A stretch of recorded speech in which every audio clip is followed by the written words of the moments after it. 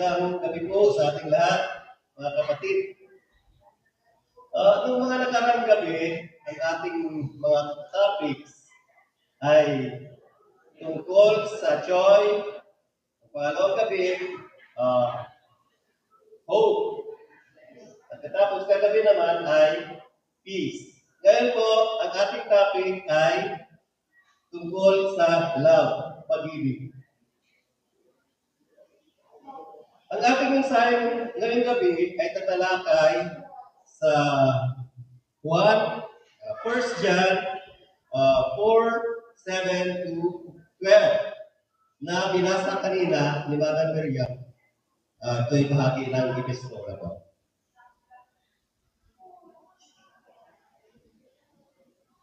Sa ating mensahe ngayong gabi, tingnan natin ang pagkakaiba ng tinatawag ng mundo na pag-ibig at ang pag-ibig na totoo.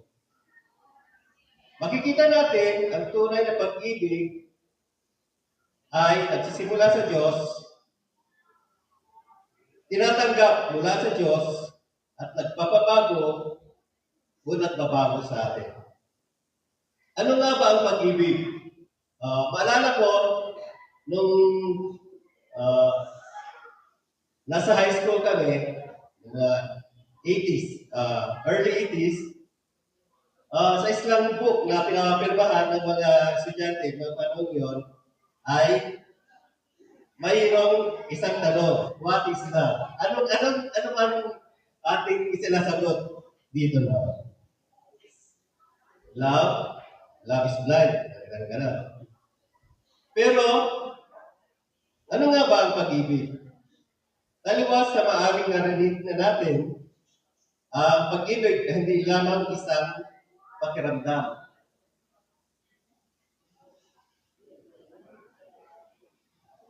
Aminin na natin sa pag-ibig, ang damdamin ng feelings ay naroon, lalo na sa simula.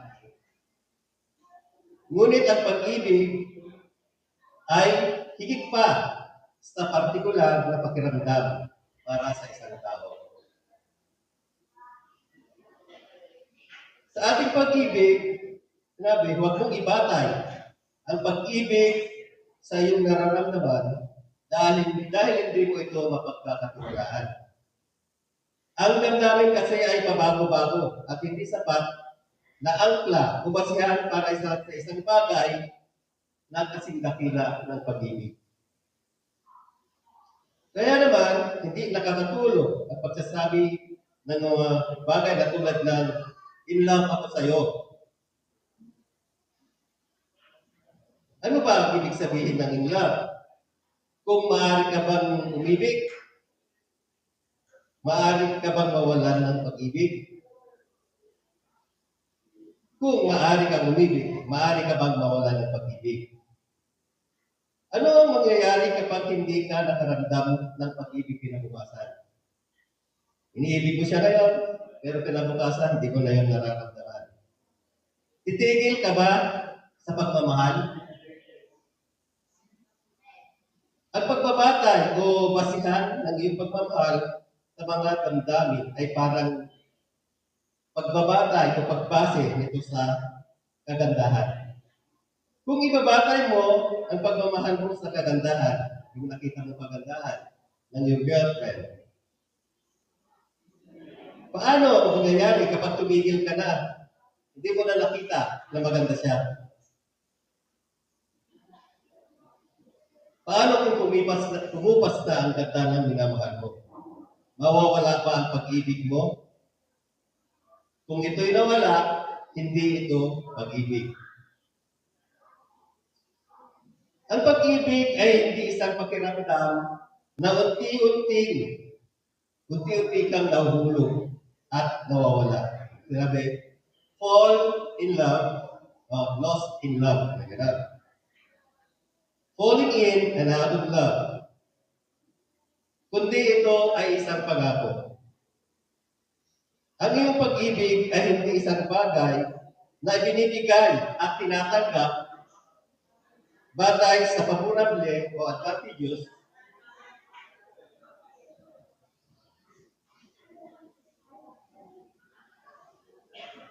o hindi favorable mga sitwasyon o pangyayari.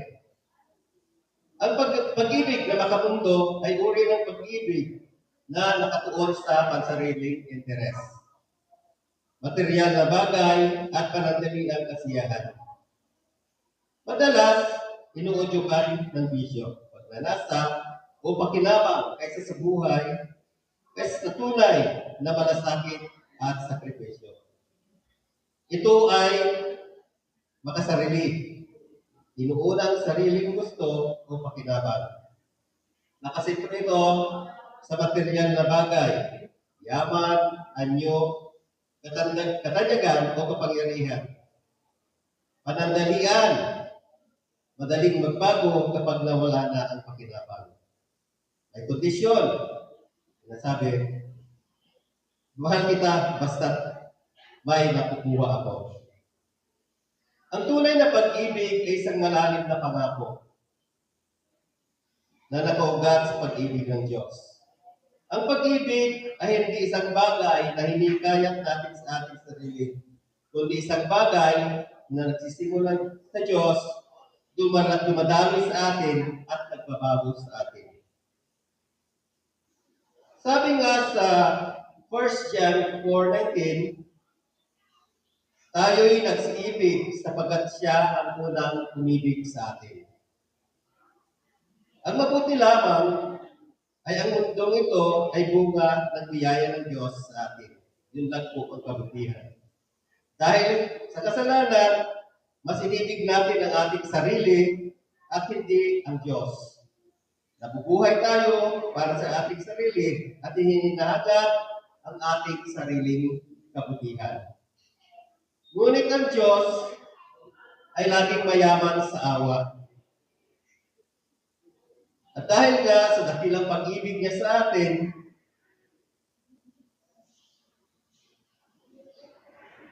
kahit na tayo mga patay dahil sa ating pagsalangsang o pagsuway, disobedience, ay binuhay niya tayo kasama sa Kristo. Sa pamamagitan ng biyaya kayo'y mga ligtas. Sabi sa Efeso chapter 2, verse 4 to 5. Sinabi rin ni Pablo sa Roma 5, versikulo 8, ipinakita ng Diyos ang kanyang pag-ibig sa atin na noong tayo'y mga makasalanan pa, si Kristo ay namatay para sa atin.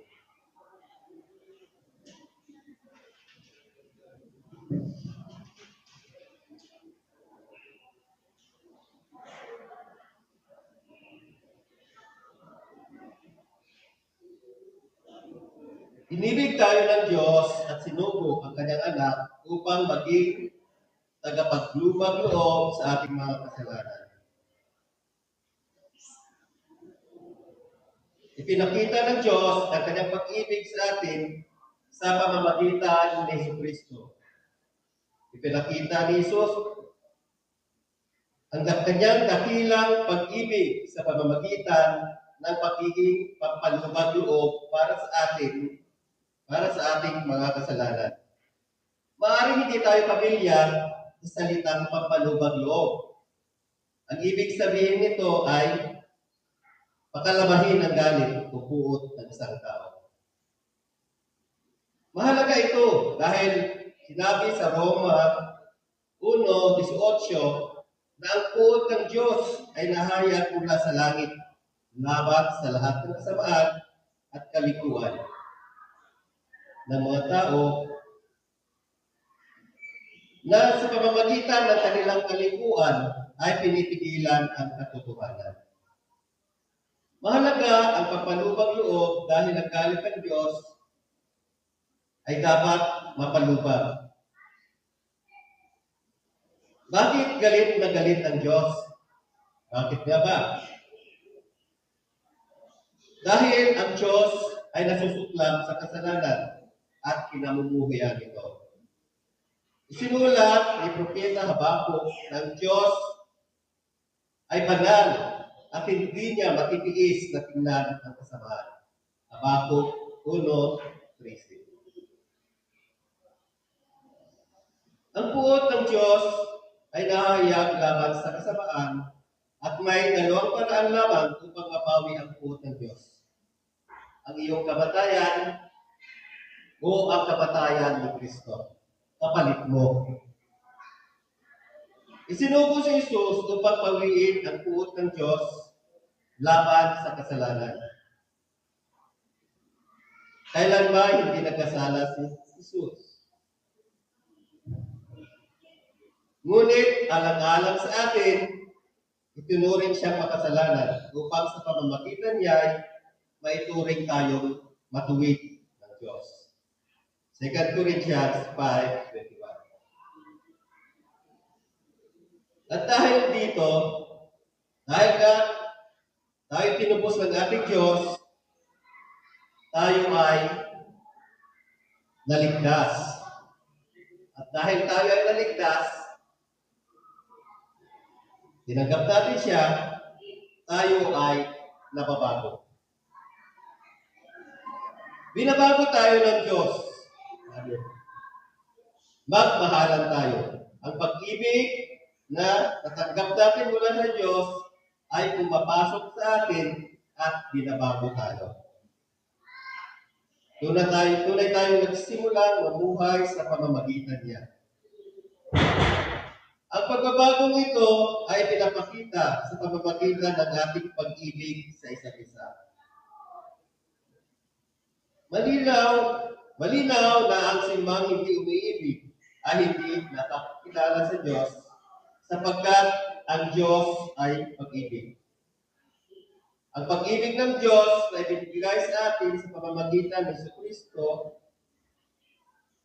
at umaapaw sa ating puso para sa pag-ibig para sa iba. Mas nilinaw ni Juan ang kanyang punto na isulat niya, mga minamahal, kung gayon, ang pag-ibig ng Diyos sa atin, dapat din tayong magmahalan.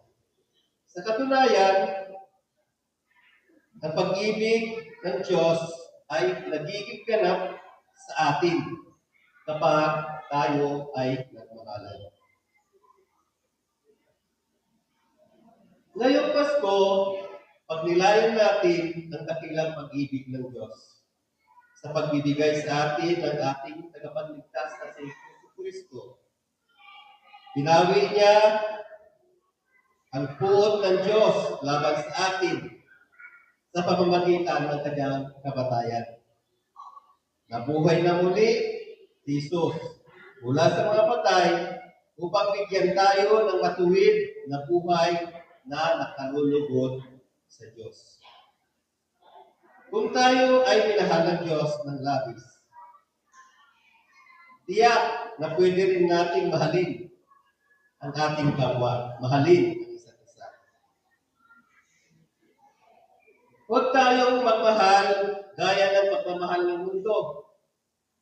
Pagmamahal ng mundo na puro pansamantala, pansarili lamang. Pagmamahal ng mundo na nakabatay sa damdamin at emosyon. Sa halip ay magmahalan tayo gaya ng pagmamahal ng Diyos na nakabatay sa biyaya at panahon.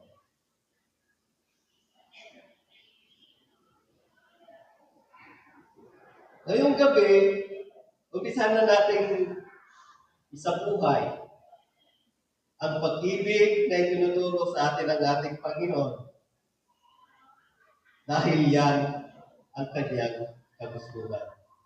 Sa Diyos, ang kataas-taasang papuri. Amen. Magandang gabi po sa inyo lahat.